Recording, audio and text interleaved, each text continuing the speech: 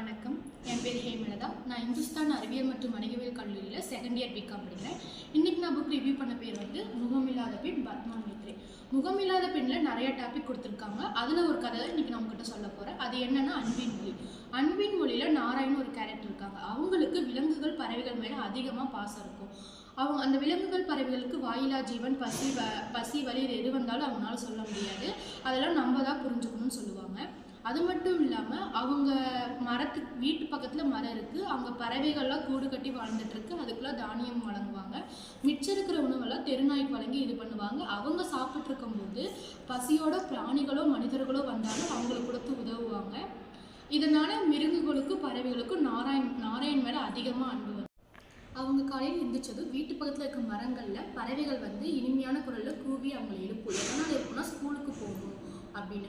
கொஞ்ச நாள் போனதுக்கப்புறம் ஞாயிற்றுக்கிழமை வந்து பள்ளிகளுக்கு விடுமுறைன்னு சிட்டுக்குருவிகளுக்கு தெரியல. அப்படி அதை போய் கூவி கூவி எழுப்பும்போது அவன் சொல்கிறான், அடி சிட்டுக்குருவிகளா அமைதியாக இருந்தே இன்றைக்கி எனக்கு விடுமுறை அப்படின்னு சொல்லுவான். அப்புறமேட்டு நாராயணன் யோசிக்கிறா, இல்லை பறவைகளுக்கும் பசிக்கும்ல அப்படின்னு தானியங்கள் கொண்டு. அப்புறம் சிட்டுக்குருவி வந்துட்டு, இல்லைப்பா நாங்கள் தானியங்களுக்காக உன்னை எழுப்பலை, எங்களுக்கு இன்றைக்கி ஞாயிற்றுக்கிழமைன்னு தெரியாது அப்படின்னு சொல்லலாம். ஆனால் அவன் சிட்டுக்குருவிகளோட மொழி தெரியாதனால நாராயணன் வந்துட்டு எதுவுமே புரிய வைக்க முடியல. இந்த மாதிரி கொஞ்ச நாள் போனதுக்கப்புறம் நாராயணுக்கு ரொம்ப காய்ச்சல் வருது. அந்த ஃபீவரில் அவன் படுத்த படுக்கையாயிடுறான். அதனால் அந்த சிட்டுக்குருவிகளை இறைத்தேட போகவில்லை. ஏன்னா அவங்க இறைத்தேட போகும்போது சவுண்டு வரும். அதனால் அது போகாமல் அவன் வீட்டு ஜன்னலையே உட்காந்து அவன் எப்போ கண்முழிப்பான்னு பார்த்துட்டு இருக்குது. அவன் கண்முழிக்கும்போது சிட்டுக்குருவிகள் வந்து நலம் விசாரிக்குது. உனக்கு எப்படி இருக்குது, இப்போ நீ பரவாயில்லையா, கஞ்சியெல்லாம் சாப்பிட்டியா அப்படின்னு கேட்கும்போது உடனே நாராயணன் அவங்க மட்டும், அம்மா சிட்டுக்குருவிகளுக்கு போய் தானியங்கள் போடுங்கம்மா அப்படின்னு சொல்கிறான். உடனே சிட்டுக்குருவிகளுக்குள்ள ஒரு மன வருத்தம் ஏற்படுது. நான் இவனை நலம் விசாரிக்க வந்தால் இவன் வந்து என்னோட மொழி தெரியாதனால இப்படி பேசுகிறானே அப்படின்னு அதுக்குள்ளே ஒரு குசலம் மாதிரி வருகிறது. அப்புறம் அவனோட பூனை வந்து அவள் கட்டில் அருகே ஏக்குது. உனக்கு எப்படி இருக்குது, சரியாயிடுச்சா, கஞ்சியெல்லாம் குடிச்சேன்னு கேட்கும்போது அவன் அம்மா ஏச்சோ அந்த சைடு போ, அவனை தொந்தரவு பண்ணாதுன்னு அப்படின்னு மிரட்டி விடுறாங்க. அதுக்கப்புறமேட்டு பறவைகள் விலங்குகள்லாம் யோசிக்குது, நம்ம மொழி அவனுக்கு தெரியல, எப்படியாவது அவனுக்கு தெரிய வைக்கணும், அதனால் நம்ம இப்போ என்ன பண்ணலாம் அப்படின்னு யோசிச்சுட்டு கூட்டம் கூடி பேசிகிட்டு இருக்காங்க. அதுக்கப்புறமேட்டு எல்லா பறவைகளும் விலங்குகளும் சேர்ந்துட்டு வனராணியோட உதவி நாடுறாங்க. வனராணி வந்துட்டு, சரி நீங்களும் கவலைப்படாமல் போங்க, நாளைக்கு வந்துட்டு அவங்க மொழியில் பேசுவான், அவங்க மொழியை புரிஞ்சுக்கவும் செய்வான் அப்படின்னு சொல்லிட்டு விட்டுறாங்க. எல்லோரும் கிளம்பி வந்துடுறாங்க. மறுநாள் காலையில் நாராயணன் எந்திரிச்சு ஜன்னல் கிட்ட வரும்போது பறவைகளில் காலை வணக்கம் சொல்லும்போது அவனும் காலை வணக்கம் சொல்கிறான். நாராயணுக்கு ஒன்றுமே புரியல. எப்படிடா என்னால் பறவைகள் மொழியை பேச முடியுது, அவங்க பேசுறது என்னால் சொல்ல முடியுது அப்படின்னு அவன் சாட்டி யோசிச்சுட்டு இருக்கிறான். அதுக்கப்புறமேட்டு பறவைகளாக சொல்லுது, இந்த மாதிரி நான் உனக்கு ஒரு வரம் வாங்கிட்டு வந்து கொடுத்துருக்குறேன், எங்கள் வனராணி கொடுத்தாங்க அப்படின்னு. இந்த மாதிரி போய்கிட்டே இருக்கும்போது ஊர் முழுவதும் பரவுது. இவன் வந்துட்டு இந்த மாதிரி பறவைகள் விலங்குகிட்ட பேசினான், இவனுக்கு ஏதோ பைத்தியம் முடிச்சிருச்சு அந்த மாதிரி சொல்லிட்டு இருக்கிறாங்க.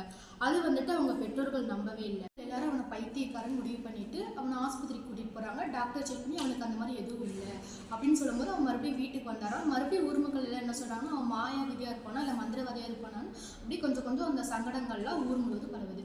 அதுக்கப்புறம் பறவைகளும் விலங்குகள் அந்த நாராயணன் 3 பேர் பேசிக்கிறாங்க. நீ நாங்கள் வந்து உங்களுக்கு எங்கள் மொழியில் புரியும் இப்படி பண்ணி நாங்கள் தேவையில்லாம் உன்னை சங்கடத்தை உண்டாக்கிட்டோம், என்னை மன்னிச்சுடு.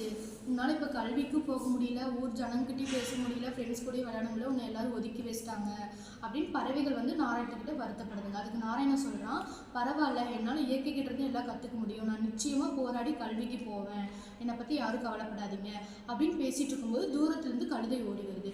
அது வந்துட்டு எனக்கு சீக்கிரம் எல்லோரும் ஊரை விட்டு கிளம்புங்க, இங்கே பூகம்பம் வரும்போது அப்படின்னு சொல்லும்போது நாராயணன் வந்து பதற்றம் அடைகிறான். எதனால் அப்படின்னா, எப்படி கழுதையால் இது சொல்ல முடியும், உனக்கு எப்படி இதெல்லாம் தெரியும் கேட்கும்போது கழுதை சொல்லுது, எனக்கு காது வந்து ரொம்ப கூர்மையானது, நிலவோட அதிர்வையும் நில மாற்றத்தையும் வச்சு என்னால் இந்த ஊரில் என்ன நடக்கும்னு சொல்ல முடியும், அதனால் சீக்கிரம் இந்த ஊரை விட்டு கிளம்புங்க, நான் இன்னும் நிறைய பேருக்கு சொல்லணுன்ட்டு கழுதை கிளம்பிட்டு உடனே பறவைகள் விலங்குகளும் அங்கேருந்து கிளம்புறாங்க.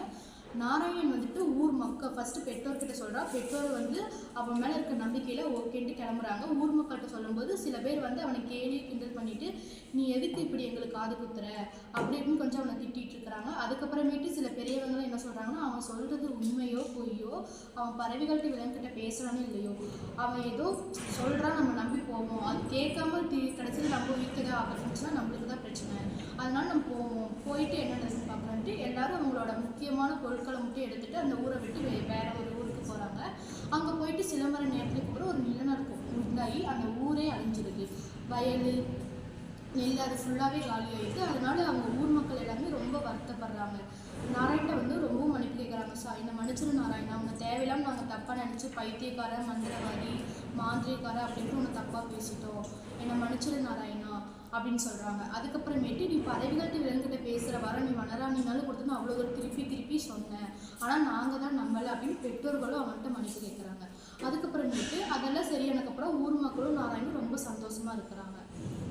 அதுக்கப்புறம் மக்கள் வந்துட்டு அவங்ககிட்ட உதவி கேட்குறாங்க. நான் நெல் காய போட்டிருக்க, காக்கா வந்து கொத்தி தின்னாமல் இருக்க சொல்லுப்பா, சில பேர் வந்து மழை வருமா வராதான்னு கேட்டு சொல்லுப்பா, கோவை போர் காய போகணும் அப்படின்லாம் சொல்கிறாங்க.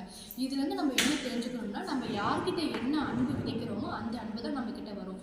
யார்கிட்டையும் கோபம், பொறாமை, வஞ்சகம், சூது எதுவும் இல்லாமல் நம்ம அன்பை தெரிவித்தோம்னா திருப்பி அவங்க அன்பை தெரிவிப்பாங்க. நன்றி.